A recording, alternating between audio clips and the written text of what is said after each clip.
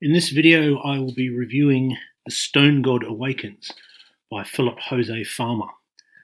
Published in 1970. This is a Sword and Planet adventure, very short by the standards of modern science fiction and fantasy. The edition that I have is 205 pages.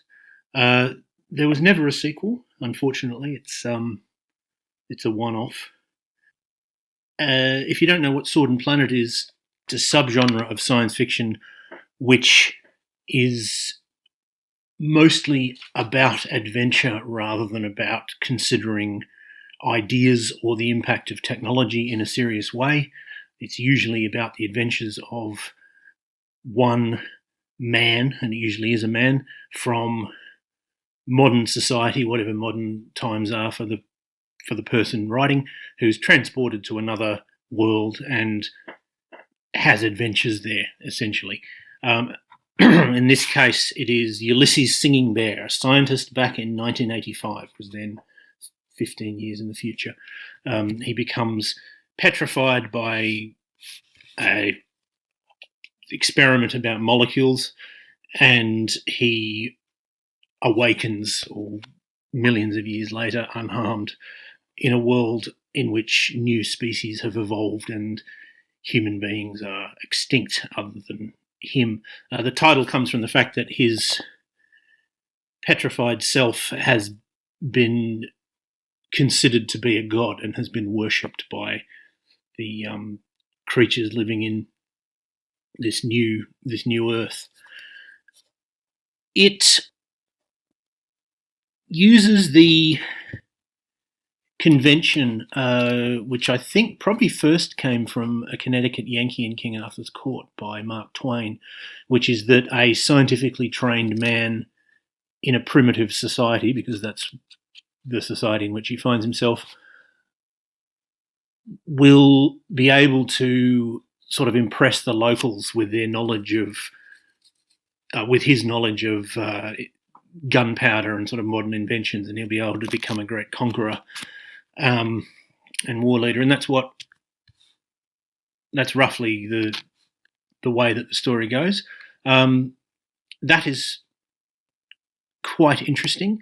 There's a subplot that I didn't care for very much. In essence, there's a cat girl. There's the species that he spends most of the time with seem to have evolved from domestic cats, and there's a sort of human-like, cat-like creature that he has a lot of back and forth about whether he wants to have sex with, wondering whether it's bestiality or not. And it's, I mean, it's fine. I'm not here to condemn it. If this sort of fiction, adventure fiction, is about wish fulfillment, and if your thing is you want to have sex with a cat girl, then, that's fine. I didn't care for it very much.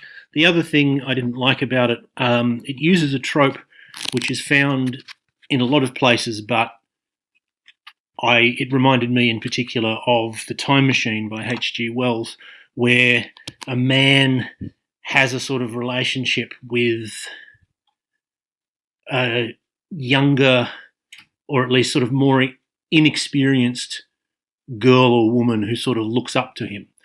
In H.G. Wells, the girl is sort of more like a child. I mean, it's not hinted that he ever has sex with her, because that's a Victorian, a Victorian publication, and you basically couldn't do that. But that seems to be the intent. In this, it's more the sexuality of it is they're able to sort of talk about that and acknowledge that.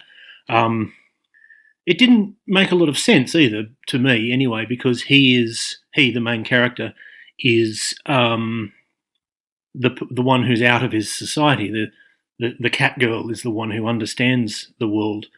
So he should be, logically, dependent on her. He should be learning from her and looking up to her. But, that wasn't what either Philip Jose Farmer wanted or what the readers wanted, and so that's not what happens. But I still enjoyed this very much. As I said, I'm disappointed that there was no sequel to it. The idea of having sort of animal-based creatures works quite well because it's very easy to envision what they look like and to some extent how they act.